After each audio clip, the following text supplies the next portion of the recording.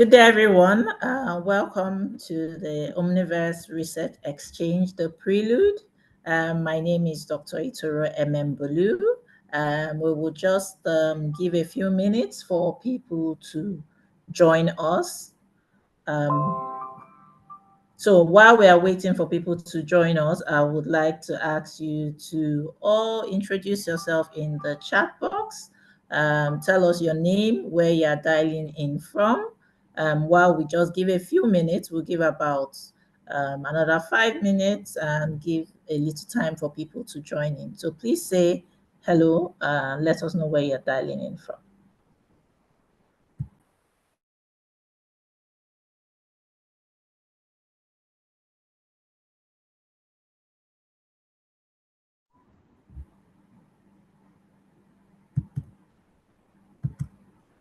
Hello, good evening, everyone. My name is Sheyi Obidiolu. I'm a technical advisor with the GIZ Digital Transformation Center Nigeria. It's good to be here. Thank you very much, Shay, for joining. Thank you, everyone. So we could also introduce ourselves in the chat box. We are also expecting quite a lot of people today. And let us know where you're dialing in from. If you are dialing in from Nigeria, let us know which state you're dialing in from. And if you're dialing in from a different country, would appreciate knowing where you're dialing in from too. But let's give it a few minutes and we will start in about 2 minutes. But please introduce yourself in the chat box. Thank you.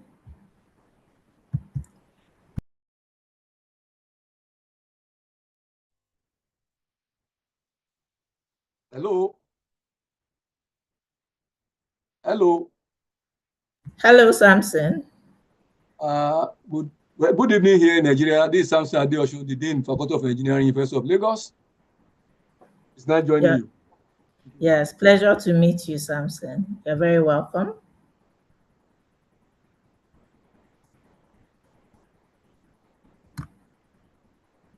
Okay, so we have Dr. Gloria from Pan Atlantic University. Good afternoon. Yes, good afternoon. This is Nafisat from Ilorin, University of Ilorin, Nigeria. Okay. All right. Yeah. You're welcome, Nafisat. Thank you. Hello, good afternoon, everyone. Good afternoon. My name is Chizabada Emmanuel Awakesian, Acting CEO, Impact Investors Foundation. I'm calling in from Lagos, Nigeria. You're welcome. Thank you very much. Good afternoon, everyone. My name is Eva Akimoton, calling from Lagos Business School, Lagos, Nigeria. Thank you. Thank you very much. You're welcome. Good afternoon, everyone. I'm Abraham Ehorobo. I'm calling from Nigerian University of Technology and Management, Apapa, Lagos. Good afternoon, everyone.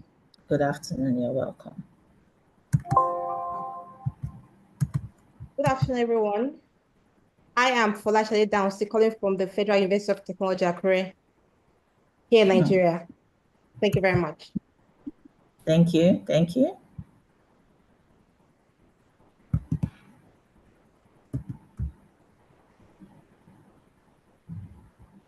Okay. Good afternoon, everyone.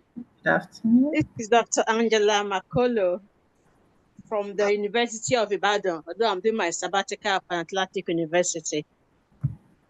You're welcome. Thank you. Hello. Good afternoon. My name is Peter Bankole. I'm the Deputy Vice Chancellor, Pan Atlantic University, although I'm calling from London at this moment. Thank you. You're welcome. You're welcome.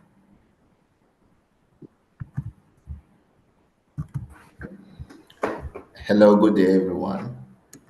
Okay. Ampo Jampo speaking, calling from Abraka Data States, CEO, Hamplus Technologies International. Okay.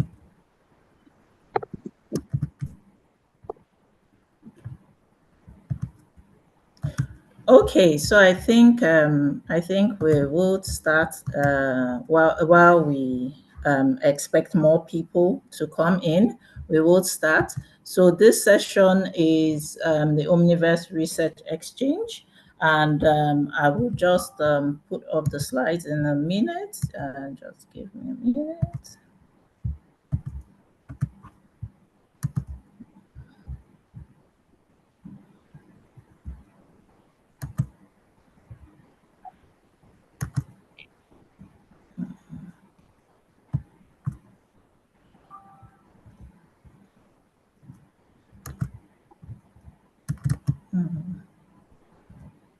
IT, can we put up the agenda?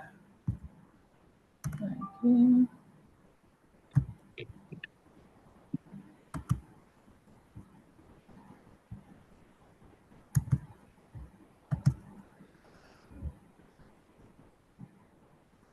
Okay, so if you are able to see my slide, do let me know.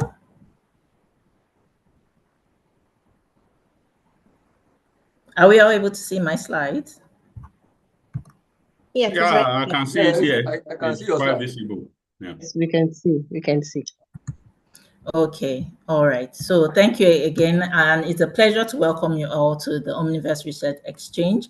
So this Prelude, what we trying to do is a space that we are trying to that is designed to foster collaboration, to unlock opportunities, and strengthen research industry partnerships.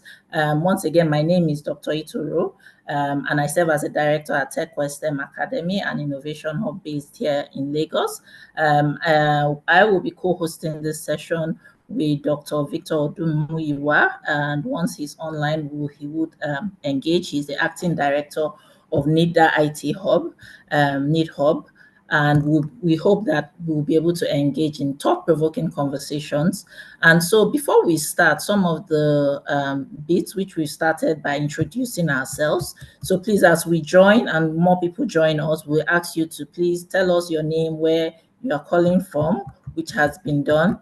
And then really at the end of this, we're all hoping that we are able to engage. We hope that you feel free to drop your thoughts as we engage. So I will just run through what we are trying to do. We hope that by this session it will just be less than 2 hour session, where I've just mentioned some of the things that we would do here. And then we would have some very interesting conversations from a lot of other researchers and our esteemed guests that are here. So I would like to start by talking about why this research exchange. Why are we doing this research exchange? We want to be able to foster collaborations. So we are very interested in finding out what types of research you are doing. While we will be having some researchers talking about their research, we would also like to know in the chat box your research. So if you could drop in the chat box your research, the kind of research you're doing, the area, that's the sector that you're doing that research, and maybe some of the challenges that you have in conducting those research. We would like to we would go through that. So I would like to call up our first presenter. I would like to call up our first presenter today. And our first presenter today is Mr. Kingsley. He's the program manager for Impact Investors Foundation, and he'll be talking about collaboration and opportunities from the Nigerian Impact Investing Research Industry Collaborative. So I'd like to welcome you, Mr. Kingsley Godwin. Mr. Kingsley.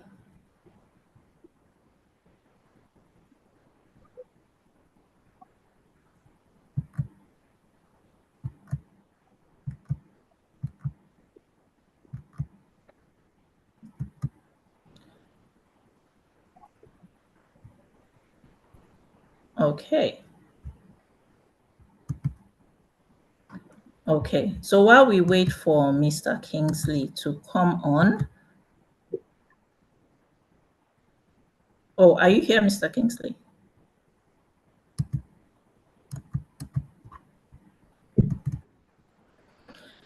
And please, I will encourage if we're able to put on our cameras just so that we're able to see one another. Because the idea of this is that we want it to be very collaborative. We want to have interesting conversations. And while we wait for Mr. Kingsley, we would also just start with some of the presentations that we have here. And if Mr. Kingsley is not available, can we, Dr. Folashade? Okay, all right. I am available. All right. Can you hear me? Yes, we can hear you. Okay, awesome. All Awesome. right. Sorry, I just joined in, so I just joined in on hearing that you're saying if I'm not available. So please, can you just debrief me? Yes, so we were talking about some of the conversations that we want to have. While we will be starting with some of the conversations around the impact investing, looking at some of the collaborations and that you are involved in. So the idea is that we are going to start by talking about some of the funding opportunities and what impact investing is happening, what you're doing around that, and then we'll have a couple of the rapid fire presentations, and then we'll take it from there. But if you would go ahead and start. Okay, thank you very much. I believe you want me to do my presentation, if I'm correct. Okay, thank you. Just a minute. Hello, good afternoon, everyone. My name is Kingsley Godwin from the Impact Investors Foundation. Sorry, I'm joining in quite late. I had a bit of technical challenges trying to join in. I'll just go ahead to share my presentation. Please, can you see my screen? Kindly confirm that you can see my screen. Yes, we can see your screen. Okay, awesome. Yeah, it's visible. We are seeing it. All right, thank you. So I'm the program manager of the Impact Investors Foundation. I'll just quickly go ahead to talk about what we do at Impact Investors Foundation. The Impact Investors Foundation is a foundation that was established in 2019 to drive impact investing in Nigeria. The program I currently lead, which is called the Nigerian Impact Investing Research Industry Collaborative, was established under the auspices of the Impact Investors Foundation and the Nigerian Advisory Board on Impact Investing, NABI. And we are currently addressing the critical need for high research, cohesive industry collaboration, and capacity building, as well as building a robust policy framework for impact investing, research, and innovation sector in Nigeria. As the leading collaborative platform, NIRIC is driving the advancement of the Nigerian impact investing, research, and innovation ecosystem. We bring together the academia, researchers, think tanks, businesses, industry leaders.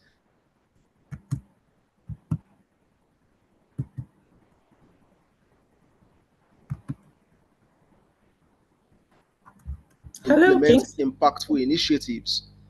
These efforts are transforming Nigerians' impact investing research and innovation landscape, as well as accelerating sustainable development.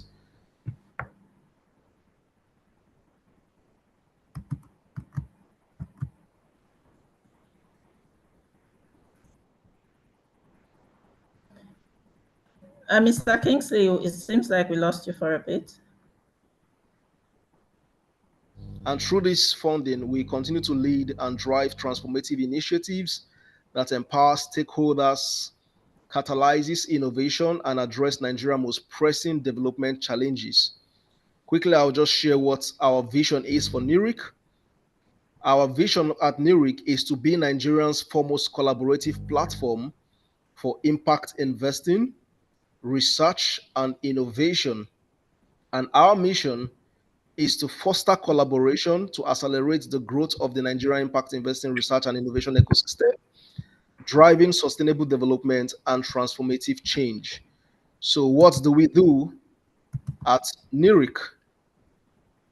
The first thing we do at NIRIC is that we seek to mainstream impact investing in Nigeria. We are committed to mainstreaming impact investing in Nigeria And we do that by bridging knowledge gaps, shaping policies, and fostering a thriving ecosystem for impact-driven investment. Through our research, industry collaboration, and strategic advocacy, we provide insights that drive evidence-based decision-making and investment strategies. Next on what we do at NIRIC is research and innovation to commercialization. We bridge the gap between groundbreaking research, innovative ideas, and real-world impact by fostering commercialization of research and innovation. One of the things that we're very concerned about is the fact that there are many academic institutions, there are many research institutions that have conducted a lot of research, and this research are still on the table. They're just there. They have not been deployed, and the ideas in this research can actually be converted to valuable and tangible solutions that can drive sustainable development in Nigeria. So we are very, very passionate and concerned about driving research to commercialization. Next on what we do is policy advocacy. At NIRIC, we are deeply committed to advocating for policies that create a conducive environment for the growth and sustainability of the Nigerian impact investing, research, and innovation ecosystem. Our policy advocacy efforts focus on influencing public policy, shaping regulatory frameworks, and advancing legislative initiatives that foster collaboration, innovation, and investment in research and development. I know that I have a very limited time, so I'll go very faster, please. Pardon me. Next on what we do is capacity building. At NIRIC, we provide capacity building trainings. We provide a range of training programs, workshop, and seminars tailored to meet the diverse needs of stakeholders, including researchers, policymakers, businesses, and civil society organizations. So through our training, we're able to enhance the capacity of our various stakeholders. Then also we conduct industry collaboration and engagements. We are building an ecosystem that fosters collaboration, and by doing that, we are bridging the gaps and creating synergies that would accelerate the transition of ideas into tangible solutions to advance the Nigerian impact investing, research, and innovation sector. Then also let's look at the membership and governance of NIRIC. NIRIC membership comprises of local research institutions, academia, think tanks, civil society, industry leaders, and associations. And then we have a governance structure that consists of 11 member organizations, which serve as the steering committee. The steering committee is currently being chaired by the Private Equity Ventures Capital Association, PEVCA. Additionally, we have 5 working groups, which includes the capacity building, the knowledge exchange, the research and data analysis, the policy advocacy, the fundraising and resource mobilization, and the membership and engagement working groups. Now let's look at the members of the NIRIC steering committee. Again, Mr. If we could just in the next 30 minutes just round up, that would be great, just so that we can get to the remaining. Thank you very much. I will just round up. Okay, I will take that very fast. So these are the members of the NIRIC steering committee. Let me just talk about quickly about some of the programs and opportunities that we have this year. We have a lot of programs at NIRIC this year. We have the launch of, let me just go to the opportunities, because I know this is something that is going to benefit the research community, since this is a research exchange. We have a lot of opportunities for consulting for members of the research community. We are looking out for consultants to facilitate the NIRIC Research to Commercialization Workshop that is going to hold on the 18th of April 2025. We're also looking out for a consultant to develop and design the NIRIC's website. We're also looking out for a consultant to produce a quarterly impact investing brief.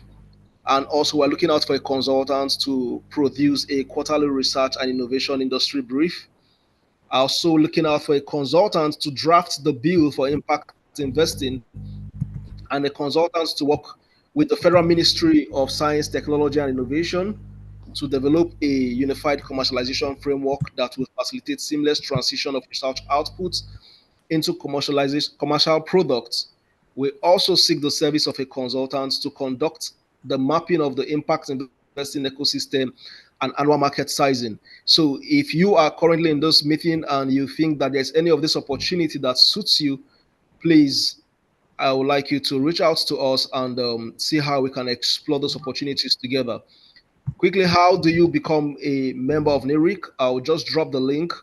You could sign up by filling up the call for expression of interest to become a part of the NERIC community.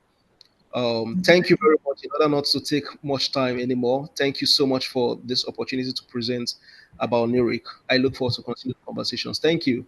Thank you very much, Mr. Kingsley. Thank you for that.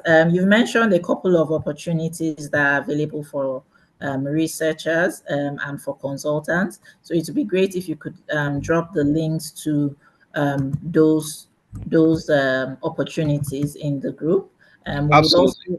We would also share that via email also. So once again, this is the Research Exchange, and what we are trying to do is foster collaborations. And this is just a peek of what is to come. We have the wider Omniverse event for the Research Exchange. The Omniverse event is happening between the 25th to 28th of February. That's next week. And we would also be having the Research Exchange, bringing together researchers, or at least about 100 researchers, innovators, gathering on the 28th to further conversations, see how we can foster collaborations, look at the opportunities that are there. So we will next introduce one of our researchers that will talk about some of the work he's doing. We have Dr. Julio Hansen. He's the principal for Loyola Village Fine and Performing Arts Magnet. He is from the US. Dr. Julio, are you available? Yes, I'm here right now. How are you?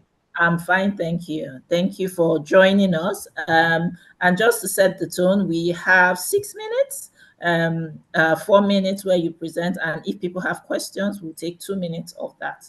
So please, over to you. All right, well, I timed this in 5 minutes and 13 seconds, so I'll do my best. So good morning, everyone. Good afternoon, good evening from Los Angeles, California. It is morning here, and I'm so proud to be here with you today. Like I said, I timed this faster, but I'm going to try and slow it down because I know we have a variety of people from around the world of different capacities of English and whatever languages we speak. I speak 7 myself, so I know I need to slow it down a little bit to not do so much New York speed, maybe Los Angeles speed. I want to thank the Omniverse Research Exchange Research for inviting me to be part of this already growing family, a community of research of how the arts can really enhance our lives, whether it's music, painting, dance, or theater.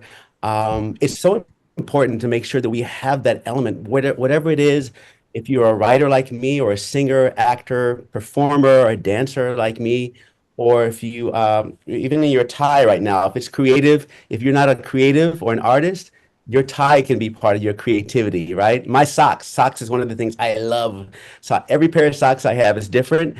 That's my creativity every morning, in addition to me being an artist. So let me tell you my story really quickly. My story is that I was immersed in the arts from a young age. My father was from the US, and my mother is from Panama. But they met, and they were both musicians at a university here in Washington, D.C. And I just was immersed in the arts. And it became the core part of who I am. I began to tour as a singer when I got older. And then I went to get my teaching credential, and I got my doctorate from Pepperdine University. And I shared my research of the power of artistic activism around the world. And I found out through my research how the arts empowers people. It helps people communicate their emotions. It helps unite communities, and it helps people express themselves in such powerful ways. It actually saves lives. If you do the arts, you'll find that the arts will save your life because it will give you a way to express and bring yourself together, even when there's adversity all around you. So here's the principle of, and I have my little logo back here. I'm the principal of Loyola Village Fine and Performing Arts Magnet, where our students come alive on the stage. You know, they have regular public school, but they find themselves coming alive on stage, and and they have a collective, like, well-being aspect of it too. They're working together, they're singing, they're creating, they're acting, and that's how they come alive and find themselves on stage. So my journey as immersed in the arts and as an educator and having a doctorate in education, studying the power of arts and activism, has been one of that shaped my identity. It's given me healing and joy. It's transformed my life, and it's helped my mental health.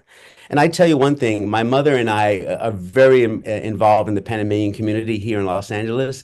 And in the last 6 months, we've not been involved in it, in dancing and the performances. And I tell you that my body has gone through some things. I feel like I'm not as uplifted as I usually am. And my mother, who is in her 80s, she's 83, she's had more aches and pains than ever. So I know that our participation in the arts is the reason why we are as healthy and mentally and physically as we have been.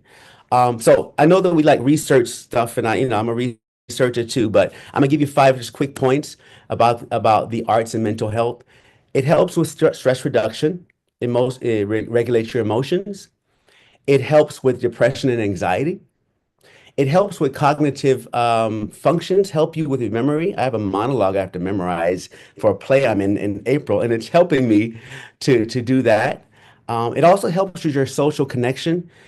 You shouldn't be isolated as a researcher because there's a world out there beyond that we have to really get to know people, and that helps us build our connections and self-esteem. And lastly, it helps with your mindfulness, put you in a state of like meditation, right? So now, I hope that's only been about 3.5 minutes because I have an activity I want to do with you really quickly. I want to show you what it's like for me when I prepare to sing, when I prepare to go on stage. It's not just, we just walk on stage and we sing. There's a whole mental, physical, emotional, spiritual presentation or process I have to go through. It starts by me breathing in and out, and I want you to breathe in with me through your nose. Breathe in through your nose. Here we go. Breathe in and breathe out through your mouth. And if this was a normal process for me, I would take a lot more time, but because it's a presentation, I'm just giving you a taste. The next thing I do is I wake up my muscles by stretching.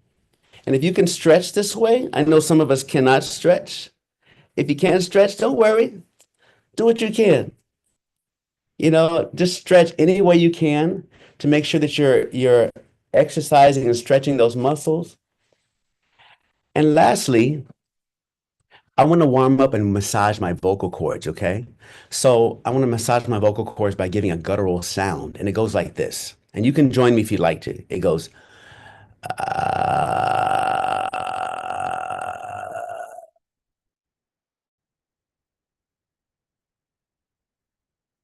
okay, you see what I'm saying? It's like you feel that just massage of your vocal cords and opening you up. And we seldom take time to do that. So I want you all to do these. Breathe. I want you to wake up and stretch your muscles a little bit. Just massage your vocal cords before you even get out of bed. So the last thing I'm going to do right now is I want to tell you about a song I wrote for a musical that I'm going to be producing hopefully in the next couple of years. I'm still working on it. But it's a song about a young girl in Panama who doesn't feel her self-esteem. And so her mentor, who's another girl named Negra, sings this song to her. And this is how it goes. I'm going to actually put it in the chat really quickly so you can see the words. 1 second here, because I want you to be able to see the words, because they're very important. 1 second. Boom, boom, boom, boom, boom, boom. Bow. Okay, it should be in the chat right now. All right. So the song goes like this. I like who I am. I like who I'll be. In my magic mirror, I know I am free to believe that I can be anything, but I like being me. And that song right there is positive messaging into yourself that no matter what you have or what you don't have, no matter who you are, how rich, how poor, how smart, how, struggles you have, that you could like yourself, like who you are now, and like who you're going to be in the future, because we look towards the future, right? So with that, I'd like to say thank you again.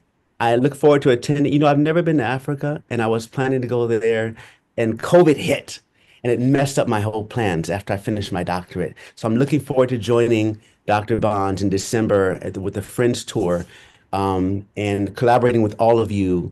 My Instagram is Jahchild, Jahchild.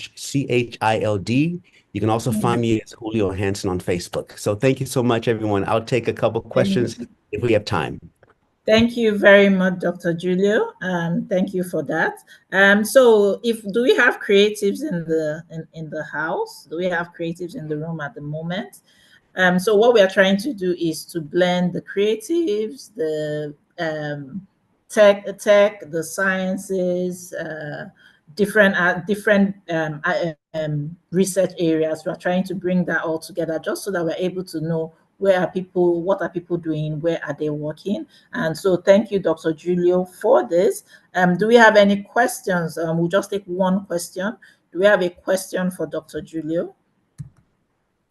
You can either put it in the type box, in the chat box, or by indicating by a lift of hands. Do we have any questions for Dr. Julio? Yes, please. Let me raise my hand. All right. Thank you, Helen. Okay. All right. Good afternoon, Dr. Julio. My name is Dr. Helen Emore in Nigeria.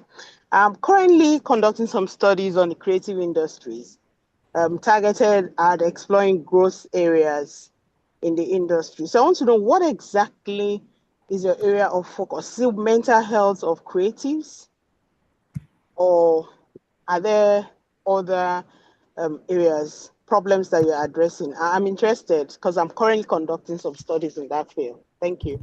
Oh, sure. So my area of study was how to use artivism in our lives. And that means artistic activism, how to change communities, because I feel like in our communities, we need a lot more love and expression and communication, because a lot of people are full of pain, full of hurt, full of trauma. And I feel that if I can allow people a space to communicate on stage or communicate through film, communicate through music, then that will ease that pain, that trauma. So my area of research was based in how to use the arts for people that don't know how to express themselves healthily. Okay. All right.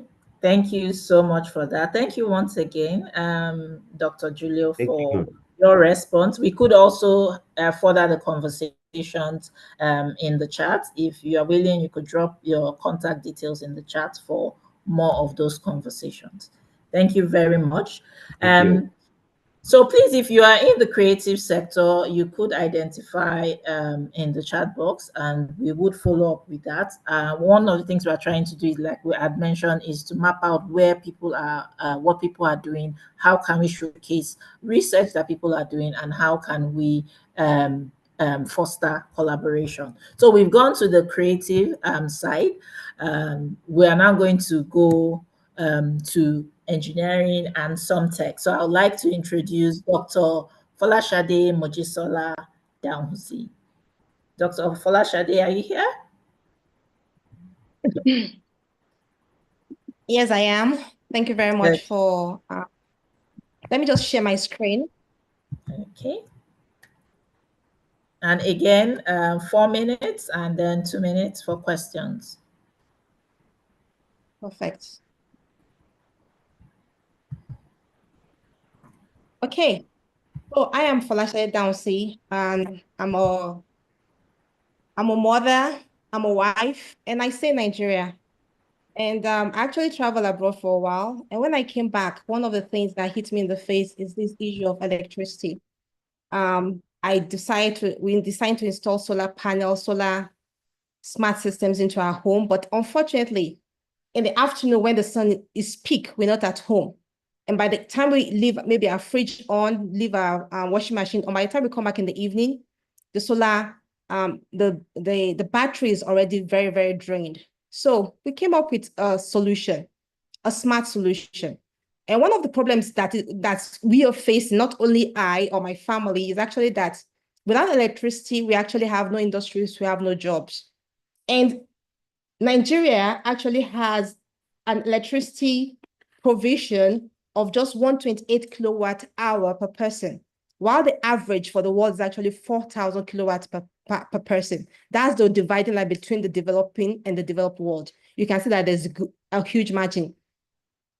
And the renewables are actually a new thing that the government are coming into. The Nigerian government actually has a goal of generating 30 gigawatts of grid power with 30% using renewable energy by 2030, sorry. And noting that there's actually a high failure rate of solar energy solutions, I'm very sure you have batteries in your homes or somewhere. You have, oh, we have solar energy, but our batteries are down, or we can't really use it in the afternoon. All these are actually going to be a thing of the past with this solution that we're bringing in. So the Imolade is an innovative, non-intrusive add-on solution that optimizes energy generation and consumption in solar setups. So we have our solar energy system. We have a monitoring unit that monitors it. We have a control unit. We have IoT, where you can control your smart energy installations using your mobile application. It's very, very non-intrusive. And it's intelligent. It helps you to manage, to predict, and to optimally control your solar inverter system. And another beautiful thing about it is that it is real time.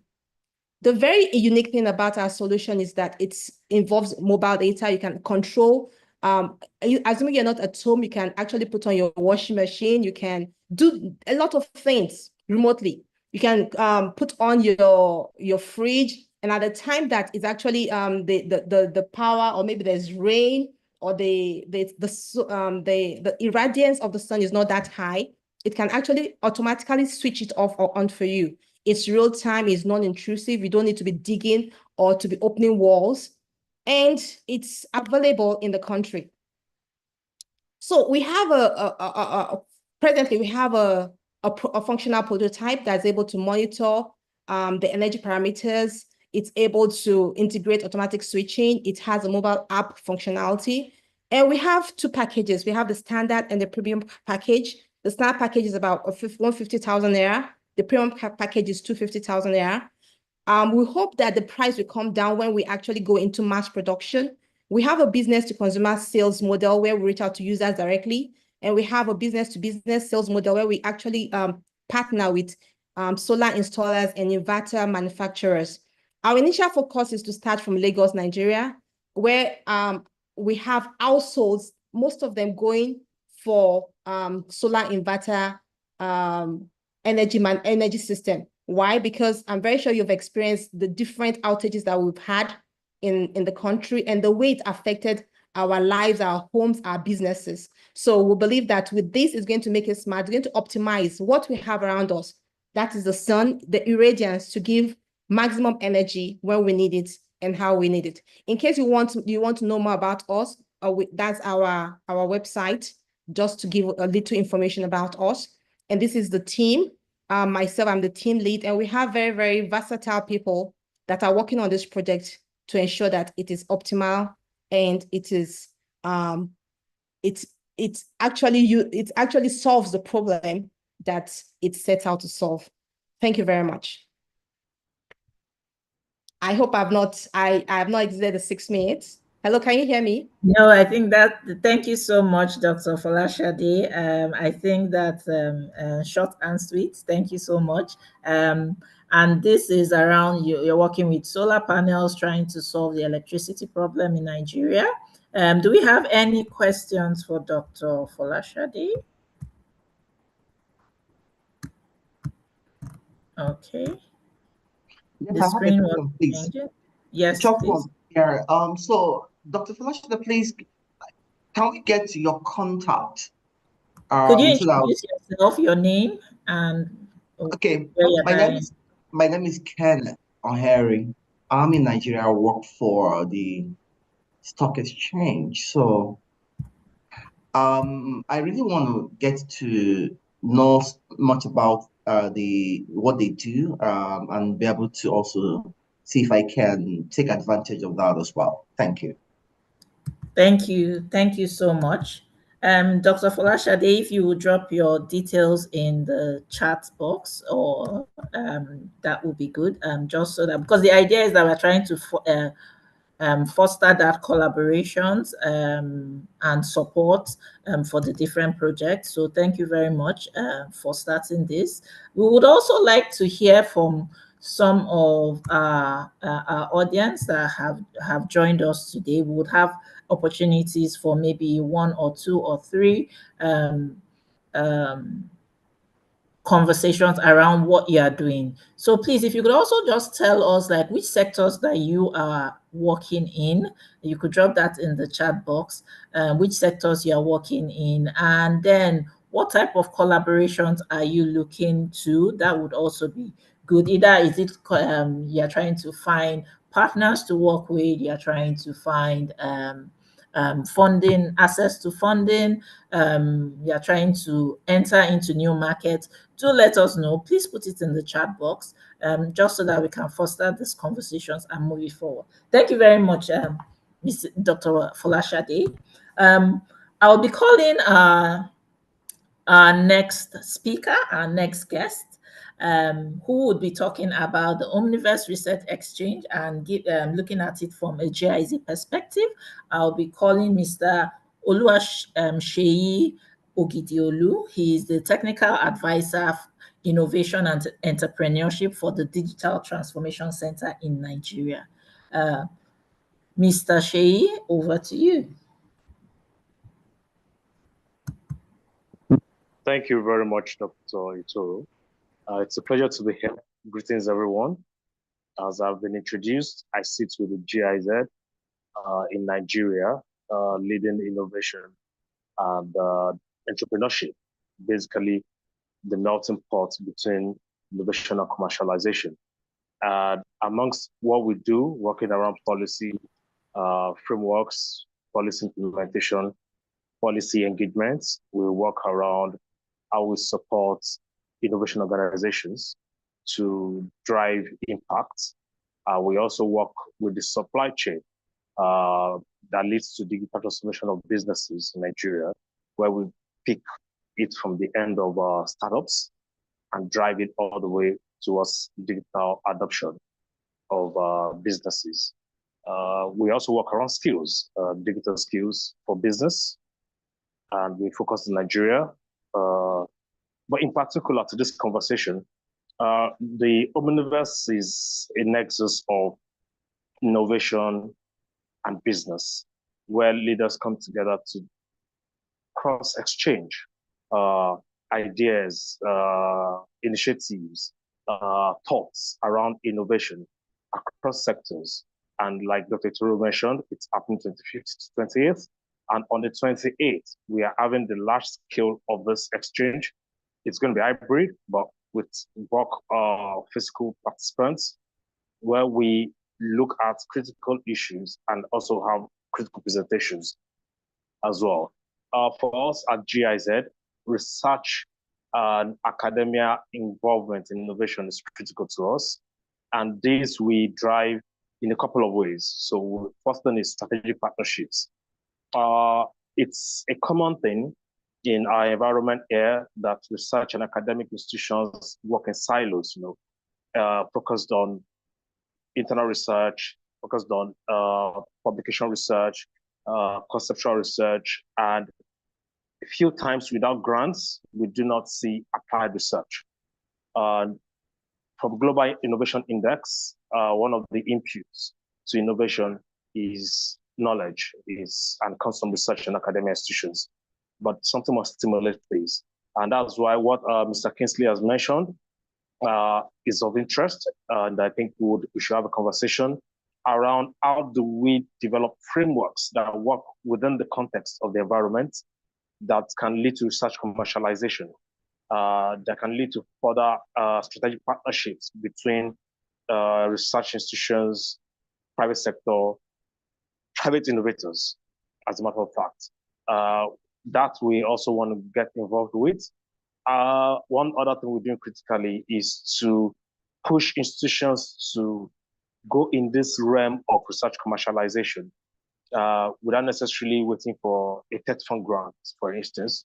And we want to sit behind about 2 to 4 institutions and work with them, bring in private sector that's willing to offtake research based on the TRL as agreed, and let's see the workabilities of this research responding to industry needs and with an industry offtaker that could move this forward. But then we will put in some seed funding to get that whole agenda up and running. These are some of the things we are doing around research and commercialization for research and academic institutions. But we will be there live at Omniverse 2025 at the Research Exchange, the Digital Transformation Room. And we would love to see as many as possible of our participants here today on Friday, 28th February. Thank you very much. Dr. Turo, over to you. Thank you very much, Mr. Sheyi. If you could also put down in the chat box details of how people could reach you and reach the Digital Transformation Center, that would be good. We have a question from Jibril. Jibril, if you could unmute and ask your question. Yes, I think it's been a very august privilege being on this program, you know, with so many participants. And I think the interest of, you know, research exchange is very pertinent. First, I am Jibril Adeshegun. I'm Director Research and Publications, Center for Black and African Arts and Civilization. Our headquarters is in Lagos, you know, Broad Street, Lagos. I think the problem with issues relating research has been not just only self-funding, but getting support. Take, for instance, our own domain is in the area of, you know, cultural research. You know, and there are so many things that they're yet to be realized about the power, the enormous power that resides in culture. You know, culture as you know, for sustainable development, culture as an instrument that cannot be exhausted in terms of achieving growth and development. So in essence, the moment we key, you know, into the that culture possesses, I think the better for us, because every discussion about arts, you know, about the creative economy, you know, they revolve around sustainability and trying to bring culture to front burners of, you know, discourse, either at the local, national, or in the international level. Speaking about what CBAC does, CBAC was created in the, of course, the epochal FESTAC, that is a World Festival, a Second World Black and African Festival of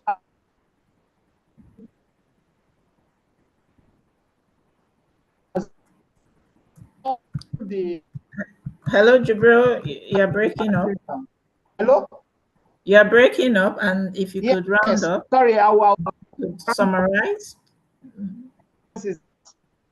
One moment, you know, opportunities should be given for research, you know, particularly implementation of that answers, results can be had, you know, among individuals, among corporate bodies and government bodies. Thank you. Thank you very much, Jibril. I think you are saying that we should also foster a lot of the collaborations, the opportunities, and that's one of the reasons we're having this conversations. We want to bring together the different players, the different stakeholders, to see how can we make real impact, how can we apply the research that we are doing, how can we foster that, and all of that. So thank you very much for your contribution. Thank you again, Mr. Sheyi, for this. We would also call on some of the other researchers, but before we go into that, just very quickly, I would also want to know, and would also want to know, what would be your expectations for some when we have this kind of sessions? What do you want to take out of it? We've identified collaborations, market access. Are there other needs that you have as researchers that we haven't really talked about, or that hasn't come up, or that you would like to talk about? If you put that in the chat box, we would also like to know what are some of those your needs. And while we are doing that, I would like to call on our next presenter. And again, we've looked at the tech, we've looked at some of the opportunities that there's from the conversations. Right now, I'd like to introduce Dr. Sherry Davis. She's the President, Association of Pan-African Doctoral Scholars, also from the US. Dr. Sherry, are you here? Yes, I am here. Oh, thank you very much. And we seem to have a couple of people having the same name. So if you just go to where your name is, right click, you can rename it just so that we know who you are. But go ahead, Dr. Sherry. Well, good morning, Dr. Anita. It's a pleasure to be here with you guys. I am logging in from Los Angeles. It's a beautiful space, and I invite everyone to come out and visit me at some point. I am the president, as you stated. I am the president of the Association of Pan-African Doctoral Scholars, and it is a 40-plus-year-old nonprofit organization that focuses on the support and mentorship for Pan-African doctoral students, Pan-African doctoral candidates, and Pan-African doctoral scholars.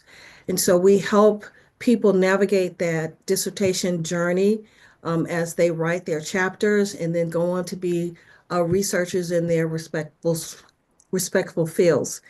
My research, I actually graduated from USC with a doctoral degree in education with a focus on higher education, because I believe that post-secondary education need people like me and all of us to teach the next group of doctoral scholars. My research focused on student experiences in online courses. It was a mixed methods study. And basically, I determined from that research that students at the community college level, once they got into an online course, they didn't have any background in taking an online course, so they would at some point drop out of the class. And so I wanted to research what would encourage them to stay within the online class, because the research also dictated that once they passed that first online class, they were successful in other online classes. And that goes towards graduating and also to persistence.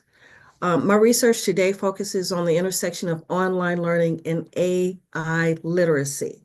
And that's so important because the global environment is going completely AI. And those businesses that have not been equipped with AI software for their workforce are going to be left behind, because as we move into this digital space, the physical barriers and the physical parameters are going to cease. And so we need a workforce that is AI literate. And so with that, I'm looking at learning what the gaps are, and also to provide accessible and quality education through digital platforms. I also want to talk about the fact that in ed tech, it's a growing field, and it's a field that doesn't have a lot of women in it. And so there are areas such as STEM, where we need to increase our numbers. And so I'm looking to create a virtual faculty development program that focuses on STEM and also focuses on women. Our website is apadsorg.org, and I'll put that in the chat for everyone.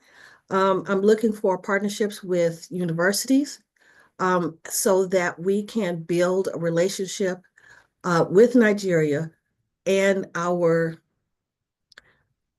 growing amount of doctoral scholars who have graduated and are looking to teach and also to participate in the virtual development of faculty in Nigeria.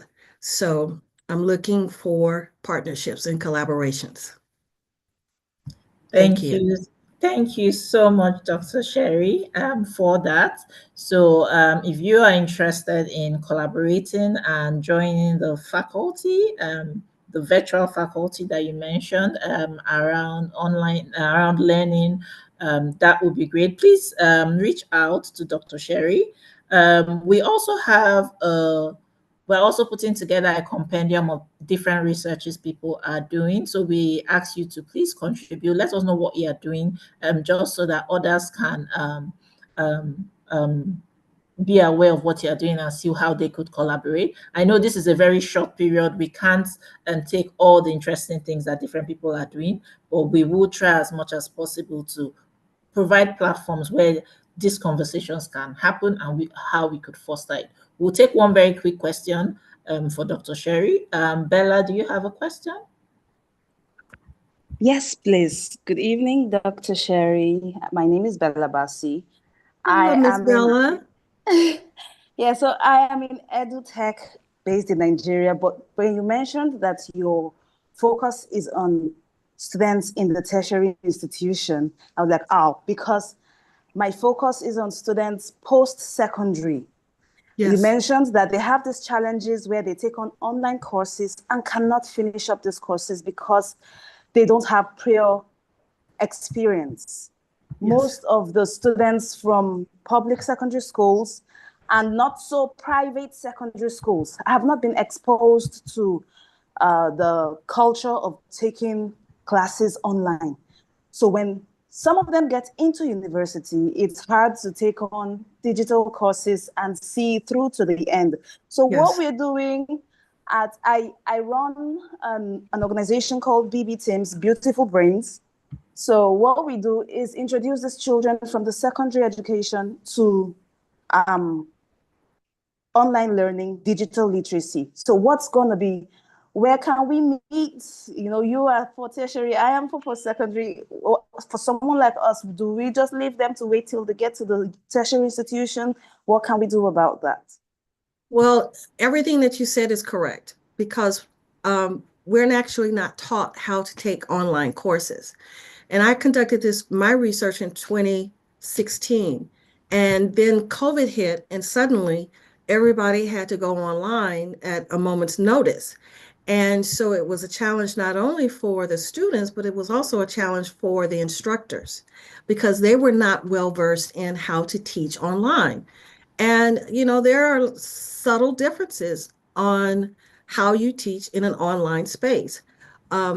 With regard to the secondary students learning how to take online courses, it comes down to the software that the schools use, and then how that curriculum or instructional design is structured, so to speak.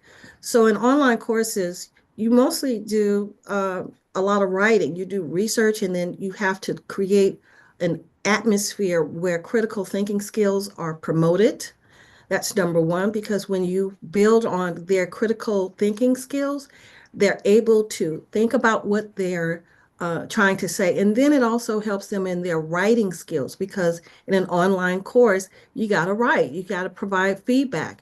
For the instructors, they have to learn how to actually structure writing and use that as feedback so that learning can be facilitated. So it's all about the software that's available for students at the secondary level, and then at the post-secondary level, it is mostly about the instructor, because in my research, I found that the instructors, I want to say this validation, not that we have to hold hands in an online class, but validation does matter. And that looks like teacher presence. If teachers are present in the online class, it helps to facilitate that relationship, even in a virtual space. So the feedback is important. Engagement is important. How you structure your content is important. All of that leads to engagement on the student side. And when they're engaged in that space, they will continue because there's a purpose there. And they know that even though I'm learning online, I do have the ability to reach out to my instructor, and that my instructor will in turn reach back out to me and answer my questions just as if they're in an actual physical classroom. So yes, we do need to talk because it seems like our research is aligned. And so I'm glad to meet you, Ms. Bella, and I will put my information in the chat. And so we're going to get started. Oh, right. That's great. Thank you. Thank you so much. Thank you, Dr. Sherry. Thank you, Bella, for your contribution. This is what we are trying to do, foster those collaborations, create more visibility for research, and see how we could move the needle, create more impact. And I think we could do that by this type of collaboration. So thank you very much. Again, please, if you are just joining us, please introduce yourself in the chat box, where where you're dialing in from, and what your research interests are, and possible collaborations or needs that you think that other researchers can support on this. Before we take the next one, we would like to give someone in the audience a 3 minute opportunity to quickly tell us something about your research and your needs in 3 minutes. So do we have anybody that would like to just get the spotlight and tell us more of your research? Do we have anyone? Okay. Yes, we have a hand. Okay. Anita, is that you? We have two Anitas. Could we please right click on our names under the participants, right click and then rename, just so we know who we are speaking with. We do have some technical challenges. Okay.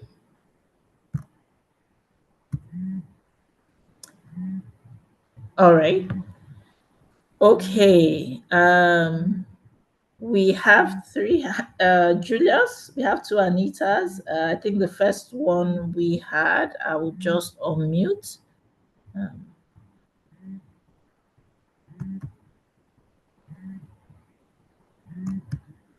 Okay. All right, Julius, do you want to go? Yes, I'll just use this opportunity to go. Good evening, everybody. Okay. Yeah, my name is Julius, and I'm a lecturer in the University of Lagos. And I just got this opportunity to to present my research. I was told by one of my colleagues yesterday, and I prepared something, but I like to share my screen to just say what I do, and I hope you find it interesting. Okay. Yeah. So I don't know if you can see my screen. Yes, we can, Julius. Oh, okay, fine. So if you can see my screen, I am actually a mathematician, and from the previous speakers, I was concerned if you might want to enjoy what I'm trying to present, but I'll just try my best to just make some sense to everybody. As mathematicians, we actually deal with equations. So we solve problems, and what we do is to model problems and try to transform those problems into some equations that we can work with, and try to now ask some questions to see how these equations and these models are solving problems that we try to understand. So this particular research I'm looking at, it was a research project I actually gave one of my master students. She's also a participant here. She's listening. Her name is Festa Odubogaranya. So what we looked at was that, yeah, people have been doing a lot of machine learning and data, using data analytics to do so many things. And we look at how we could, marry this data analytics with modeling disease. And she undertook that project, and she came out, she finished her master's, and she was the best graduating student as a master's student in the last convocation in the Department of Mathematics. So what is this research about? So we try to understand, so don't just look at the equations, I'll try to explain what is behind the equation and where we're actually going to. So we know that equations actually, this is a malaria model that is existing. So there are models, so many models that exist that actually model the dynamics or the spread of malaria in a particular ecosystem or a population. So this has always been solved by so many people. So we just solve this problem and we try to understand what the number of people that are infected or the number of people that are recovering, or so that we can inform government so that they can help to find ways to actually mitigate some of these some of the causes of this disease. So we actually use these longitudinal schemes, these particular schemes, to actually simulate those equations to be able to understand this. And this is the schematic flow of the malaria model. So these are susceptible guys, these are the infected, and these are the recovered. We just try to, look for compartmentalize the model and try to understand the way it is moving from the interaction between these particular. So these are the human and these are the mosquito population. So after that, we now try to, put some, so those of us that are conversant with neural networks, these are the things that they do in neural networks, and we just try to use neural networks to actually understand the system. I'm going somewhere, okay? So at the end of the day, you see that these are the results or that I want to try to explain. So for example, at the end of the day, we are able to, get the number of infected humans in the population and also the number of people that recovered based on the data. So we actually took data. So what we try to do is that, our model, we try to, understand the initial data that is learning from, right? Then after that, it can now give us a prediction of what is happening in future. So these dotted lines you see after these thick lines are like a prediction of what will happen in the future. And if you see that it is actually following the dynamics of the actual data, which are the thick or the thick lines that you see there. Okay, so but after she had succeeded in doing this, we now thought of it and say, what can we really do with this particular understanding of what we have achieved? So we are trying to look at now air pollution. And there is what we call the AQI, which is the air quality index calculation that helps to tell, the amount of particulate matter or toxic concentration of toxic materials in the atmosphere.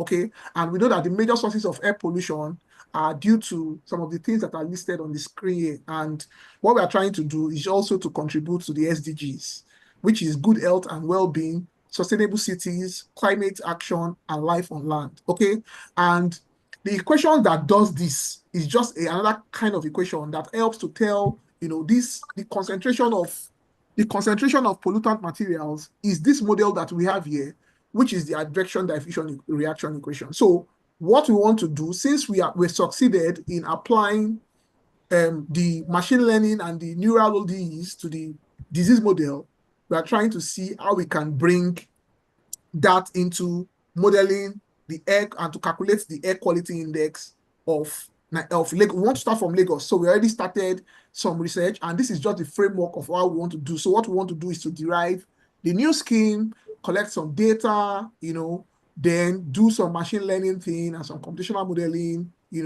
then we get our model and conduct some experiments.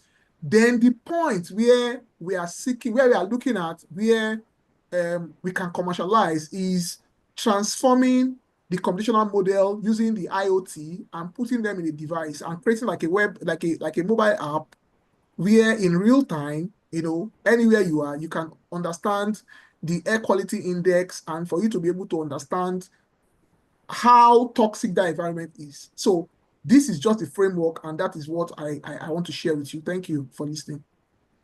Thank you very much, Dr. Julius, for that. I think if you would share, if you'd be happy to share some of those in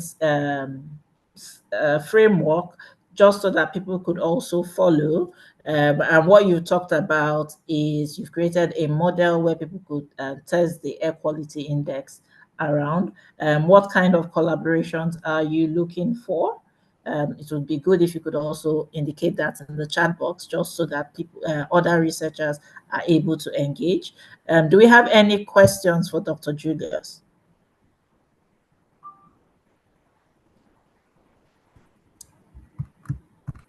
I see two hands up. Are those questions for Dr. Julius or for interest in talking about your research? Salifu? Is there a question for Dr. Julius? No, it's just I want to talk about my research topic. Oh, okay. Okay, we would come back to that. We would take some of that in between. Okay, once again, thank you very much, Dr. Julius. Please, if you could put your details in the chat box, just so that people can, other researchers can engage that are interested in collaborating. And also, if you share what aspects you would like to collaborate on, that would be good. We've also talked about the different collaborations. We also want to look at access to funding and opportunities for funding. And with that, I would like to introduce our next speaker, who is Dr. Eric Hanselek. He is the head of division for cooperation with Africa and Middle East from the Federal Ministry of Education and Research. Dr. Eric, you're very welcome, and over to you. Many thanks for the kind introduction, and it's great to be with you all, and hope you can read me loud and clear. So many thanks for giving me the opportunity to share a few comments, some insights in the next couple of minutes on the German African Innovation Incentive Award, which we call in an acronym GAIA. So with this award, we highlight and we recognize remarkable ideas and innovative approaches from collaboration between German and African researchers and partners. And our motto, just add a little innovation, maybe captures the essence of Gaia and our dedication to creating groundbreaking solutions together.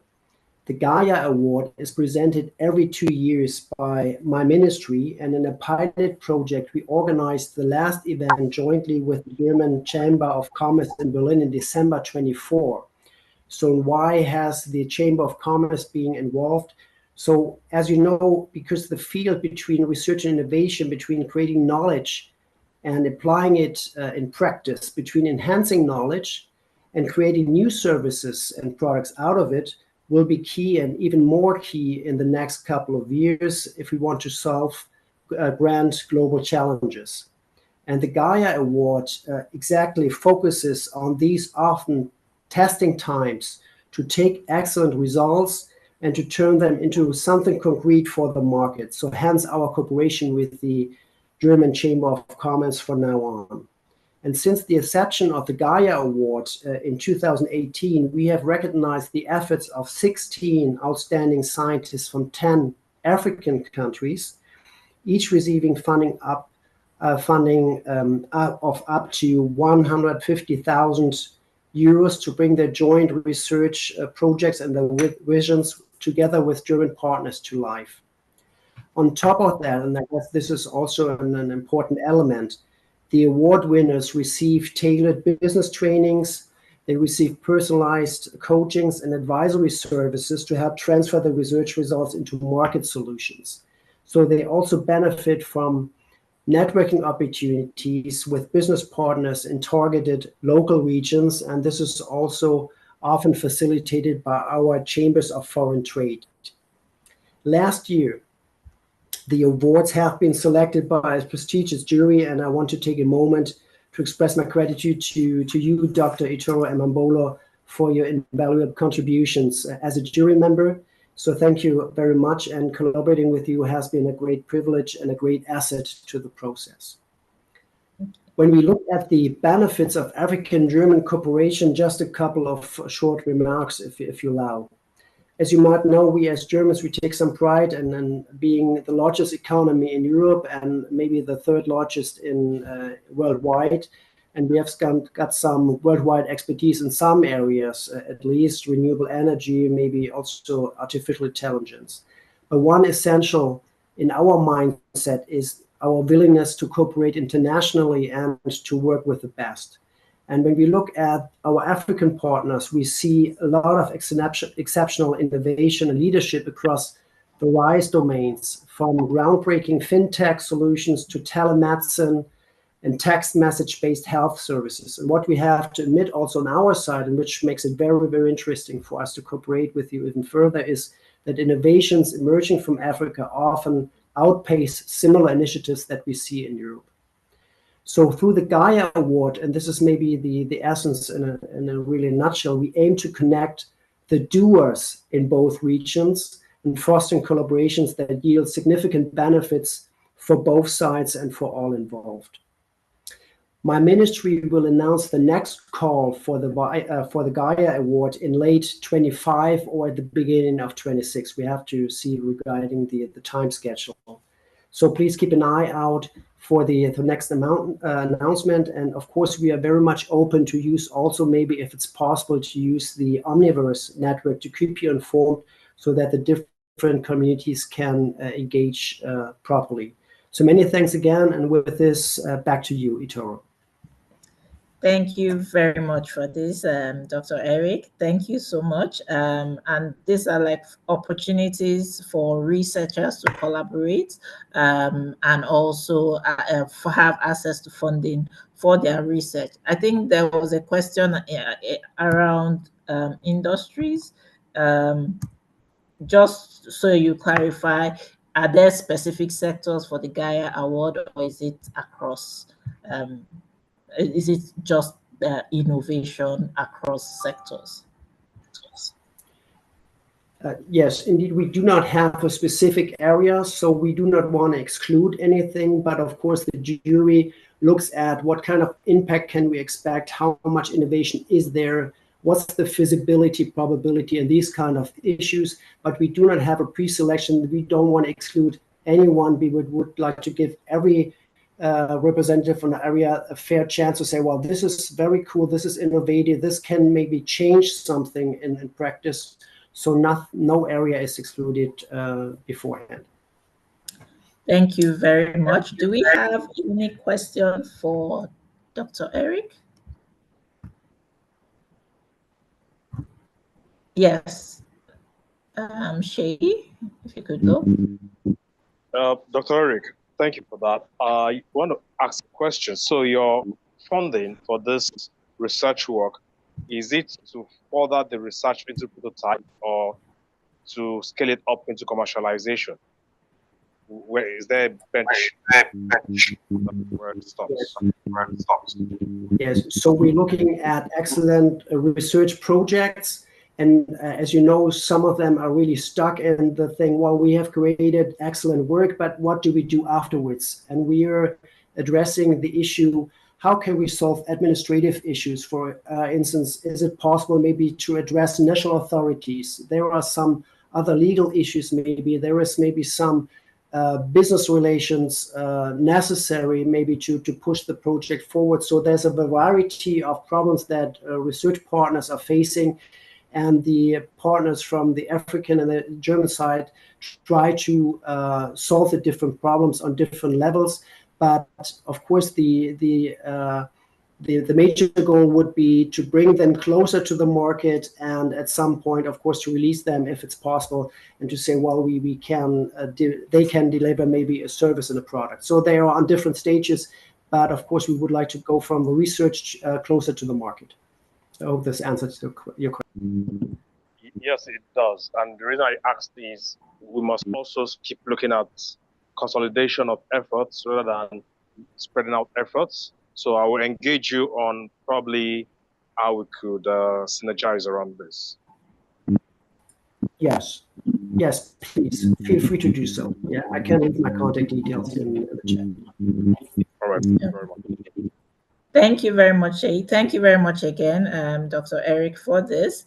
And I would ask also, part of what we're trying to do with this research exchange is to provide access to opportunities, funding opportunities, collaboration opportunities. So we would also ask in the chat box, and also for the benefit of everyone, if you also are aware of other funding opportunities that are available for researchers in your field, or that you're just aware of in your community, please put it in the chat box. We would curate this and share with all the different participants the different responses that we get. So if there are opportunities that you think that are relevant for other researchers, that would be good. I know we've had a lot of conversations around Nigeria. We do have participation from researchers from other parts of Africa. And if we have any of the researchers that would like to say have 3 minutes on their research, we would like to take that. We will take a couple of others. Once we have this, then we will take our next presenter. But let's give another spotlight to another researcher from our audience. So do we have, okay, Tope Boaz? If you could unmute, I think you're muted. Okay, good afternoon. Good afternoon. Yeah, I don't have a research work. I want to ask a question. I want to have Eric a question. There, what's it called? There are some technology transfer, which are there are some technology already in Europe, which have already solved some problems. So we can't reinvent the wheel. So can we get some kind of funding opportunity for such in the sustainability space?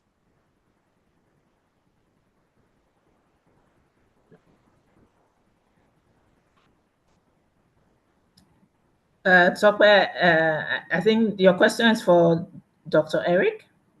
Absolutely. Okay. So please, could you be so kind just to repeat the question, because I was distracted by a different message, please. Sorry.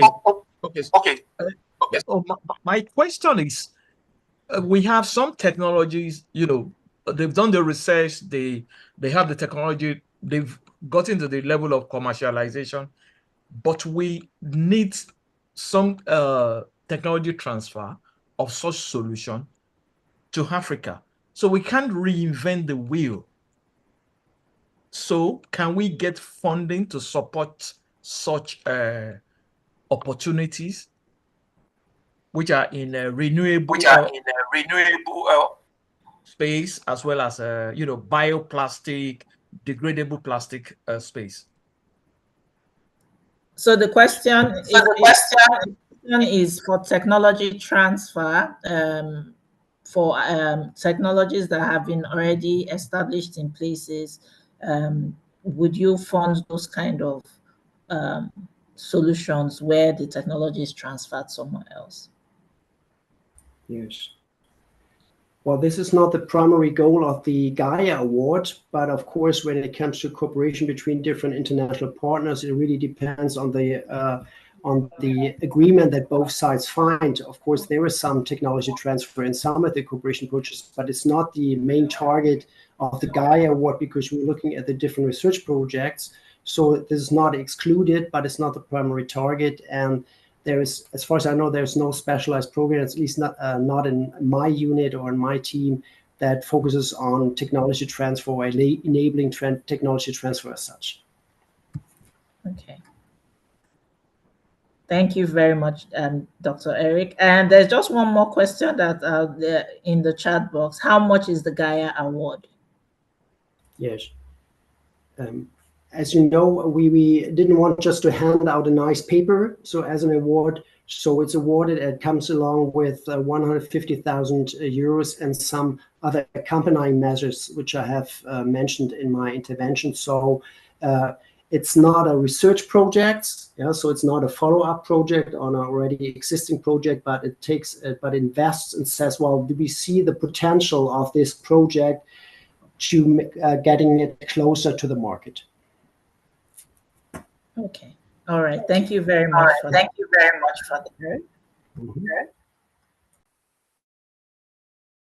We do have another presentation, research presentation. We have Dr. Kai Dufresne he's an associate professor of computer science, Skagit Valley College, Washington.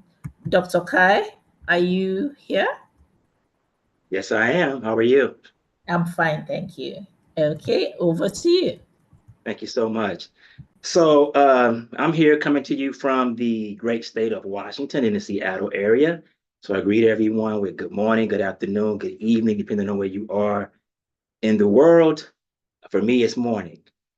My area of research is on broadening the participation of folks of color. Primarily, my research was focused on African Americans, around the underrepresentation of African Americans in computing. I've been in this field for over 30 years as a professional software engineer. By trade, I am a technologist. And so I transitioned into the higher education a couple of years ago after working for big tech companies like Microsoft and Amazon. And so I go around the world speaking, talking, encouraging, and sharing my research and discussing some of the reasons, some of these socioeconomic factors, historical factors that have helped to shape this narrative and produce these results. But what I want to talk about today is the importance of our representation as it relates to technology. And when I say technology, I mean computing, cloud computing, and some of the other offshoots of cloud computing, and how important that is in world economy as it relates to business, okay? So whether it's no matter what kind of business it is, technology has been centralized. It's been this way for a while, but it's really taken the forefront over the last decade or so. And so I like to explain to folks, no matter what business you're in, no matter what the organization is, no matter what kind of business you're in, what kind of company you are in fact a technology company, right? This is how you're going to distinguish, this is how you're going to compete, this is how you're going to innovate. In 2025, this has been recognized, right? All companies are technology companies. And as companies continue to embrace this, we have embarked upon this area in business known as digital transformation.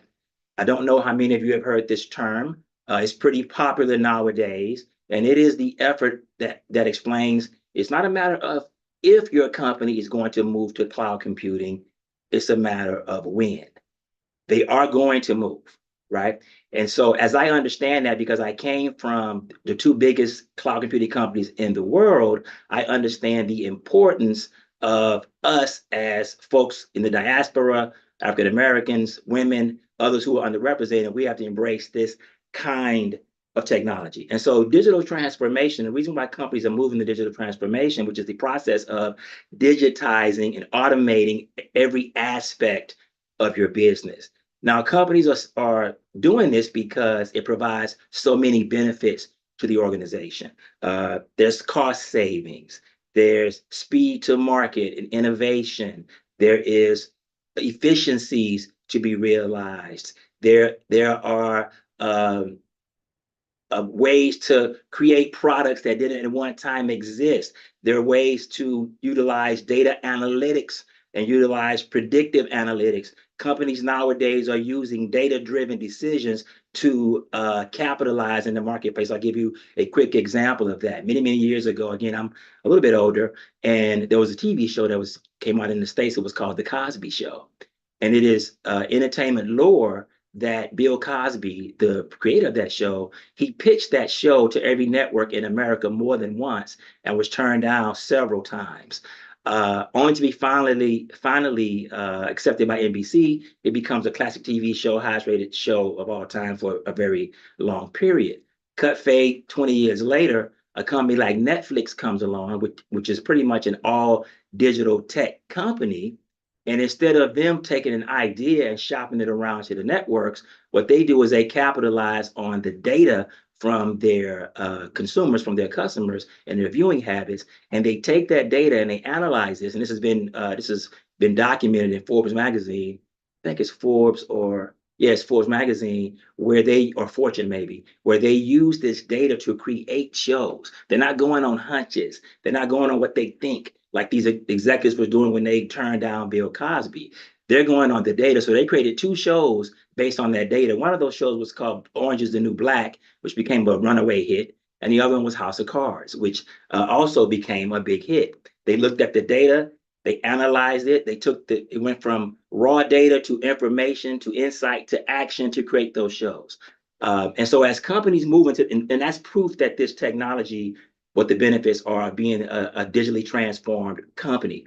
And so as companies realize this, we get to this idea of skilling and skills, which in my research is where I show a lot of us are underrepresented because of this. Now, some will argue about other factors, social factors that play a role in the fact that we're underrepresented. That is absolutely true as well. But we also are underrepresented in terms of the skills, us having these skills. Now, once a company moves into a digital space, there's a rapid pace of innovation. There's a rapid pace of that the employee and those of us who want these positions have to keep up with, right? You have to keep up. And so there is a talent shortage in these areas.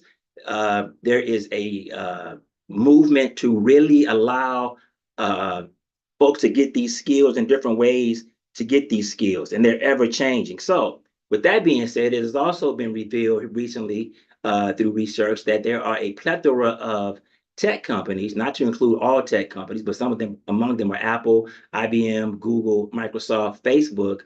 These companies are no longer requiring 4-year degrees in order to get these positions at these organizations. They're no longer requiring that you have a bachelor's degree in computer science or a bachelor's degree in information technology or a bachelor's degree in computing or AI. There's no longer a requirement. They don't really care anymore. That's because there's a talent shortage. These companies have ideas on the shelf. They got ideas that are 10 years old that they can't implement because they have no one that can utilize the technology to bring these ideas to the forefront. So they no longer care. I shouldn't say they don't care, but they will make the adjustment. They're more concerned with you having the skills than they are concerned with you having a piece of paper that says you have the skills. And so how you get these skills, they're not all that much concerned about. They want you to be able to demonstrate that you have these skills. And one of the ways nowadays that it's being accepted as an alternative path into these positions, these very lucrative, high-paying positions, is certification. And many of these companies offer certifications, and the certifications themselves aren't free. They're offered on the web, but the training and the acquiring of the skills, the learning pathways, some of them are not very good, but they're still there and available to us to take advantage of. And cloud computing is at the forefront of that. And like I said, the successors to that are also there. So some of the more popular, some of the more sought after, some of the more lucrative certifications to pursue are certifications in cloud computing, certifications in data analytics, certifications in security, and of course, the all ubiquitous certifications in artificial intelligence or generative AI. And so these are available, right? Different vendors have different certifications to include Amazon Web Services has certifications available to you. Microsoft, in terms of Azure, has these certifications available to you. Google Cloud Platform has these certifications available to you. All of them require about the same amount of effort. And then one that I've become recently aware of is a company called Alibaba that also has certification programs that folks can take advantage of. And they have their own material, but also from an educational technology standpoint, which is also an area that I specialize in, we can take advantage of what we call MOOCs, which is a massively open online curriculum. Because I don't recommend that folks just jump into a certification program. There are foundational pieces of knowledge you have to have. You can't just jump into a cloud certification, right? There's a baseline or a foundational level of knowledge you must have in CS or in computer science. And those are also available, not so much with the cloud providers or cloud vendors, but they are available from organizations like Harvard and MIT, these massively online open curriculums. You can go to MIT and study CS.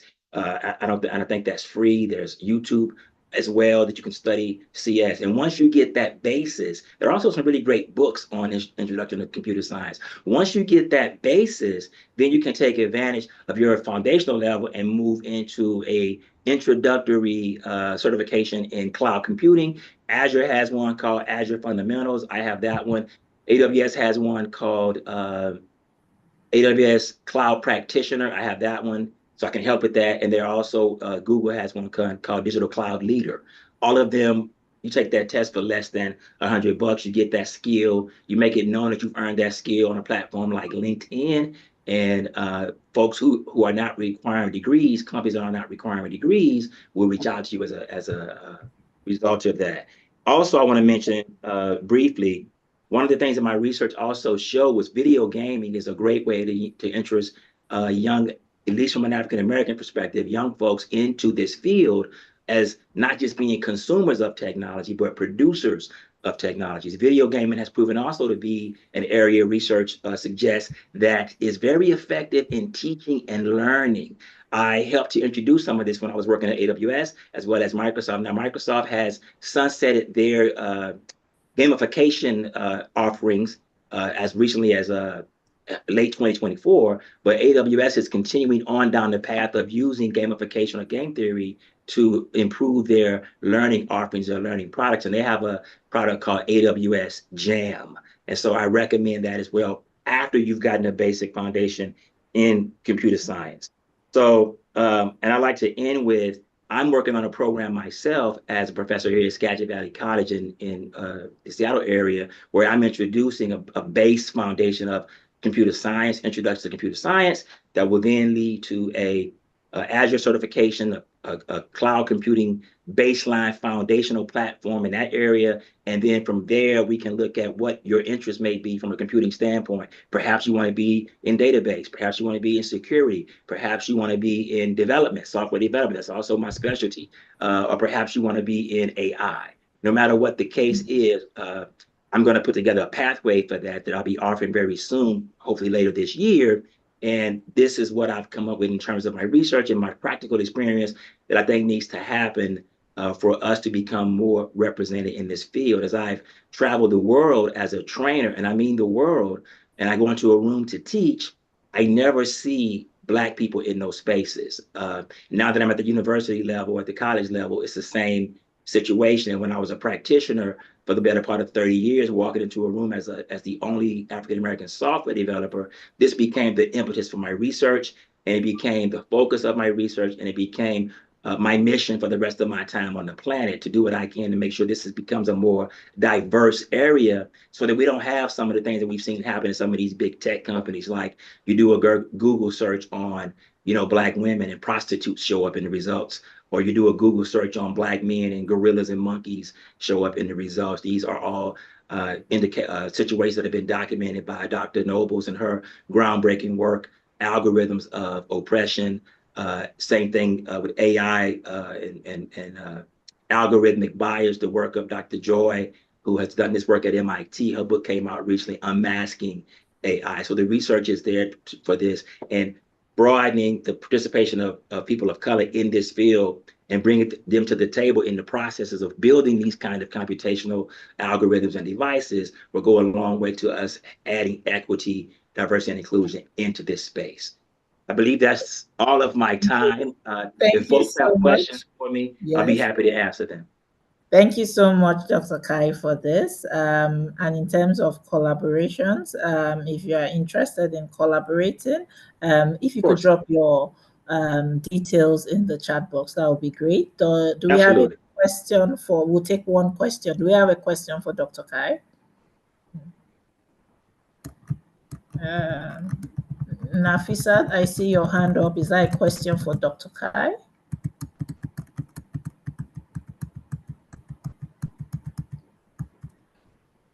Okay. If you have questions, please put them in the chat box. No, it's not a question for him. I'm signaling to present. Okay, we will get back to that in a bit. Thank you again, Dr. Kai. And just before we go on, again, this program is the Omniverse Research Exchange, and the idea is to foster collaboration, see how we could work together, provide access to funding, access to other markets, which is the idea, and it is presented to you by TechQuest Academy and Knit Hub. And we do have here Dr. Victor Udumuyiwa from Knit Hub. I would like you, if you could say some things, that would be great. Dr. Victor is the acting director for NIDA IT Hub. Dr. Victor, are you here? Thank you so much, Dr. Toro. And Kai, good to see you again. Thanks for visiting the other time. Yeah. So good evening or good day, everyone, wherever I may be. And it's a pleasure to have you here. And thank you, Dr. Toro, for championing this since the beginning. Unfortunately, I was in another meeting that has been scheduled a long time ago, so which will not make me to start with you. But all the same, just to say that we thank you all for joining this meeting. We're happy that you're part of us. And this is an initiative that will see taking research to another level in Africa. We are trying to bridge the gap and bring researchers and even the industry players together. And that is also part of the objective and the goal of Omniverse. And I will say that you're part of it today. We are going to have a bigger thing happening next week, next Friday, the physical event, which is also going to be hybrid for those not in the country that can join. Several things have been planned for you, and it's going to be an interesting event. And I believe that the next year, when we come together, there's going to be real results. People will be able to share their experiences, what they gained from this event, and what that has translated to in their work, and how it has helped them to build more kind of relationship with other people in the space, and also with funders, and also people that are ready to uptake the output of their research and commercialize those things. So I welcome you to this Prelude once again, and I hope you join us also next week. Thank you so much. And over to you, Toro. Thank you. And before I leave, let me thank GIZ, DTC for the great support. And I think Sheyi is here. Thank you, Sheyi. And thank you to all the GIZ team for supporting this and funding it. Thank you so much. Yeah.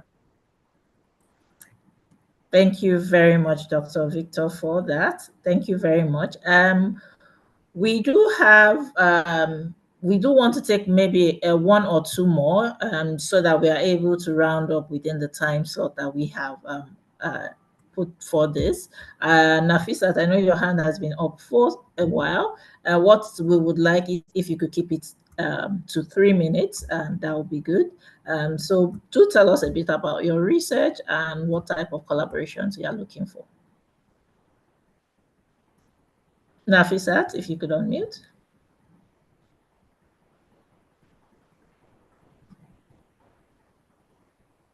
Hello, Nafisat.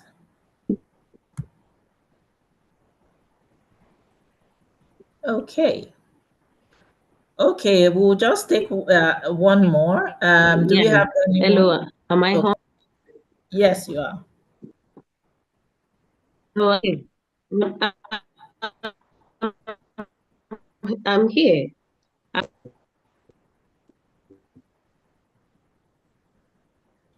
Hello?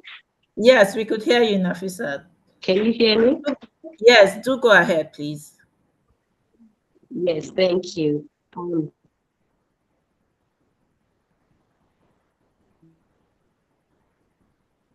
Do go ahead, Nafisat. We can hear you.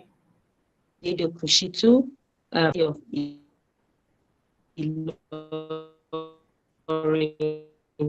Nigeria, and I'm the principal researcher of Localize. Hello, Nafisat. I think the audio is not too clear. Hello.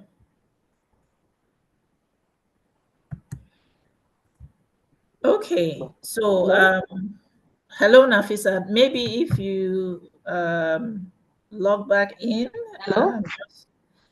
Yes, we can hear you, but it's breaking off. Hello, can you hear me now? It's not very clear. Yeah. It's not very clear. It's breaking up. Okay, Hello? maybe. Hello, Nafisat. Maybe if you Yes. could drop your Sorry, details I'm in. joining with another device. This one, there's technical issue. Now, can you hear me? Yes, I Yes. can. We can hear you. Joining with another device. This one, there's technical issue. I'm Nafisat Adedoshitu, a principal researcher for Hello, Nafisat. Globalize, It's not clear. an initiative, clear. principal researcher where we try to provide a local alternative, Hello, Nafisat. great It's not alternative clear. to educational technologies. Provide the one we are spotlighting Nafisat, presently is hello, a Nafisat. localized. Hello? Yes, it's breaking up. It's not clear. Maybe if you log back in, or that might be better. So, okay. Okay. All right. Thank you. So we have Dr. Glory Einaya. Yes, Enunaya. Hello, good evening, everyone. Good evening. Okay. Right. Okay, so just to quickly talk about the research as a person here, I'm a member of faculty at Lagos at Pan Atlantic University in Lagos, Nigeria.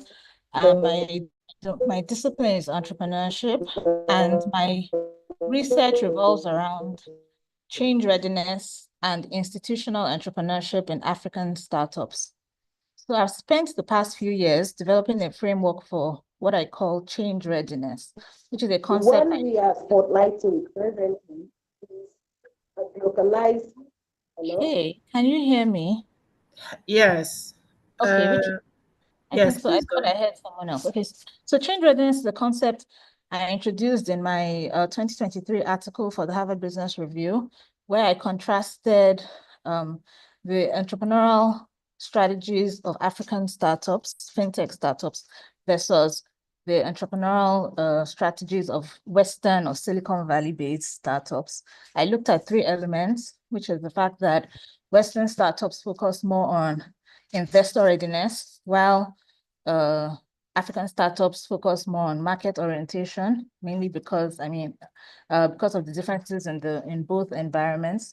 Secondly, I looked at collectivism, which is the fact that Western culture is largely individualistic, and which is great for innovation and idea generation, while African startups are mainly collectivist and collaborative.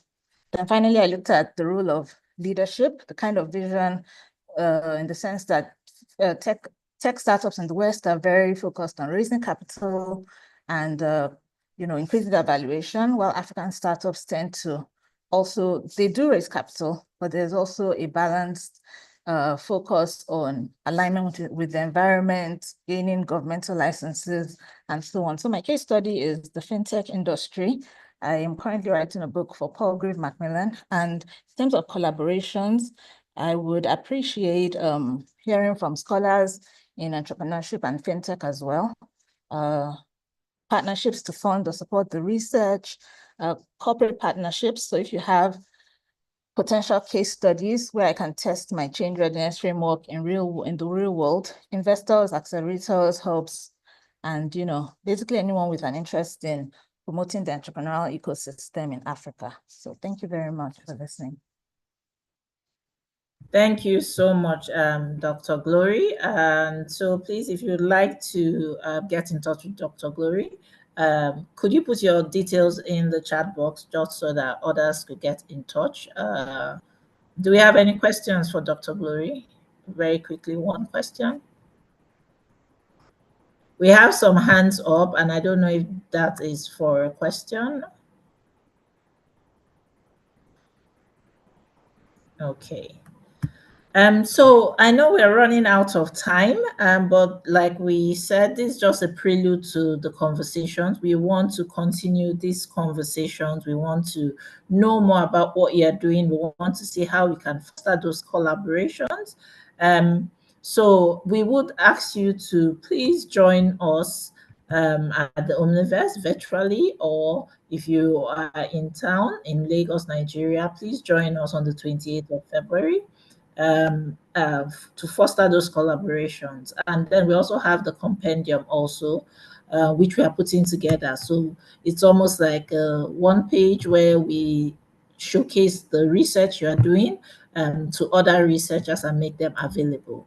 So I will just call very quickly to Dr. Calvin Bonds, who will just walk us through another 3 minutes on some of the things that we should expect or some of the things that would help us foster these collaborations a bit more.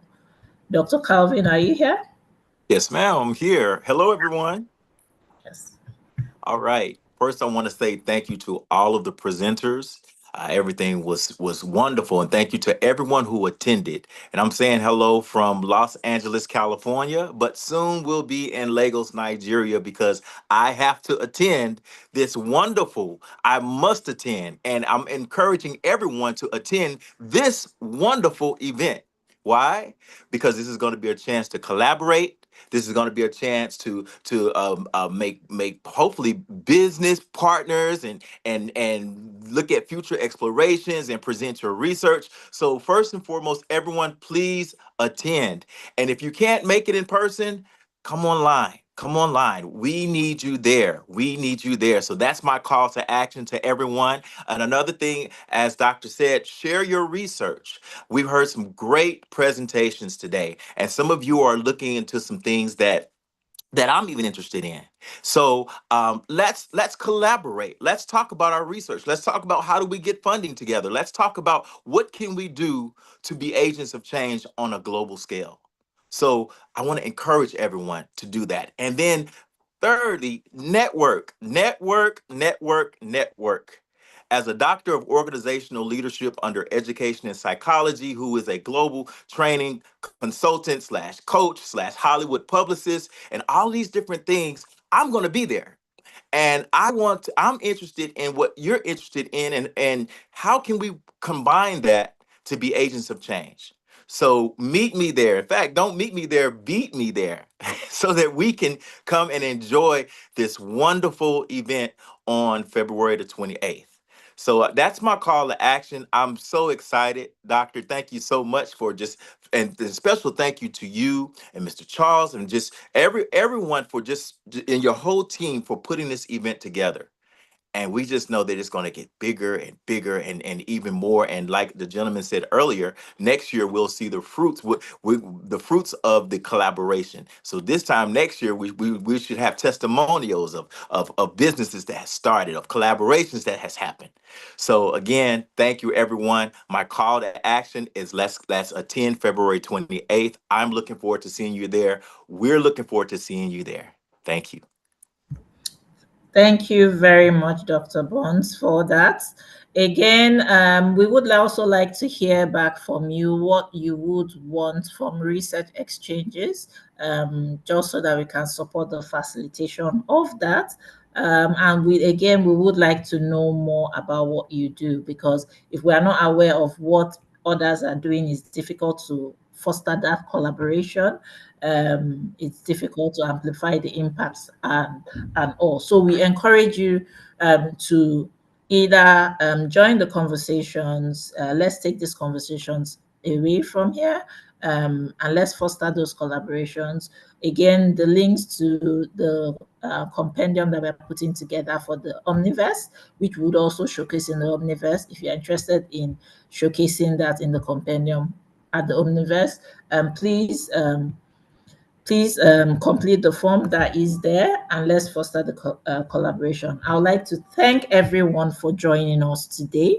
I would like to thank our co-partner and host, Need Hub, Dr. Victor Ogumiwa, and we would also like to thank GIZ for the support, DTC Nigeria.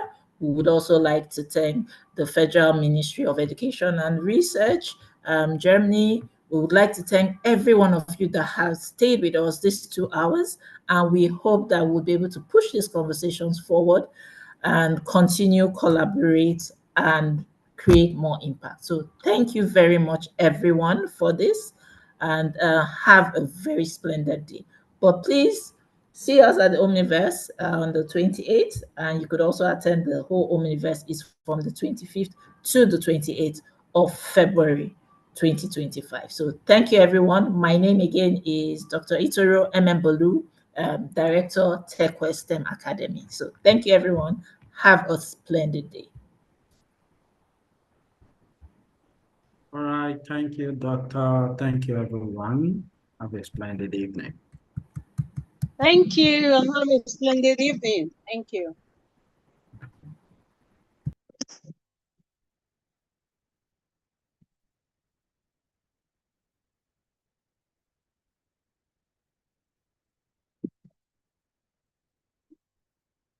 It was a great one.